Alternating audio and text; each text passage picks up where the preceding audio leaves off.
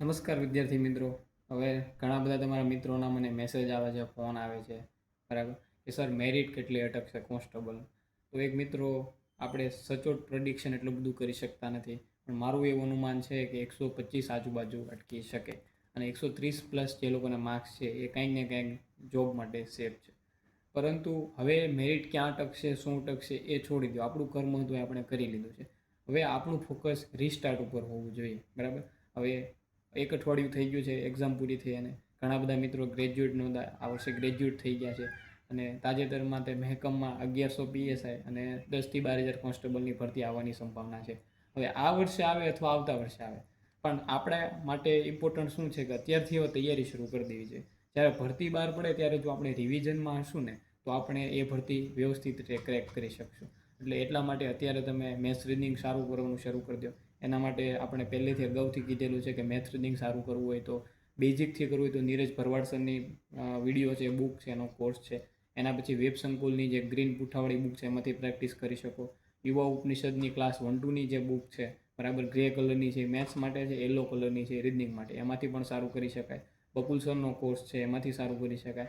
એના ઉપરાંત extra ordinary કરવું હોય તો આદિત્ય રંજન સરનો કોર્સ છે, એ કરી શકાય. એટલા સ્ટેપમાં મેથ રીડિંગ તમે કરી લેશો, ચેપ્ટર દીઠ 50-60 એક્ઝામ્પલ ગણશો, તો મેથ રીડિંગ ડેફિનેટલી તમારું સારું થઈ જશે. હવે વાત રહી જીએસની.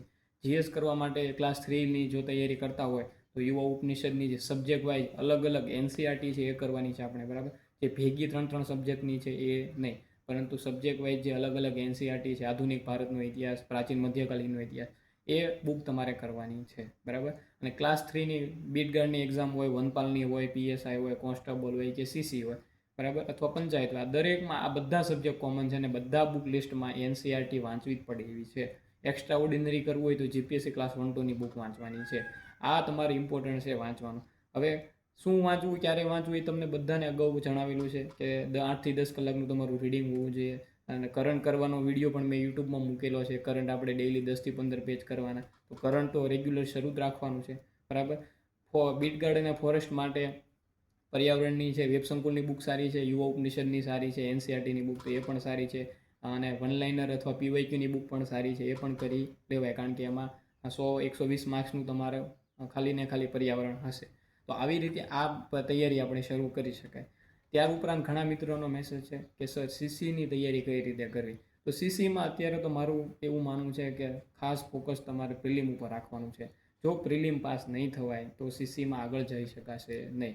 એટલે આપણે પ્રિલિમ મેથ્સ રીઝનિંગ અને જીકે એવી રીતે સારી રીતે કરવાનું છે જેના કારણે આપણે પ્રિલિમ એ અને બી ગ્રુપ બંનેમાં ક્રેક કરી શકીએ. અને જો 7,500 જેવી જગ્યાઓ હોય તો સીસીની તૈયારી ચોક્કસપણે કરી લેવી જોઈએ.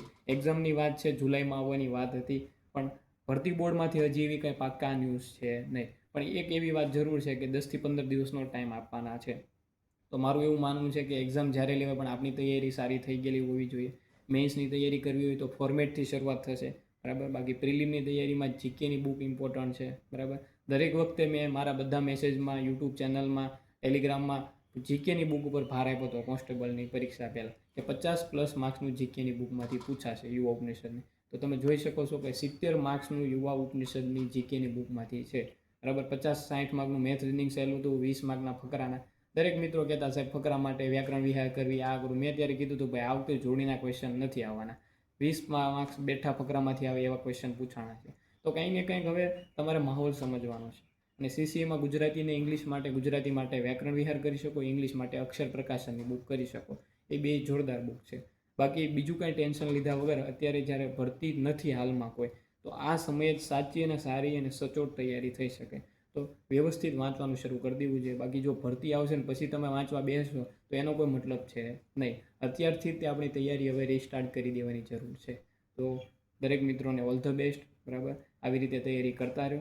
મારાથી જ્યાં તમને મદદ થવાય ત્યાં હું મદદ કરીશ. ટેલિગ્રામ ચેનલ છે, યુટ્યુબ ચેનલમાં, દરેકમાં હું તમને મદદ કરતો.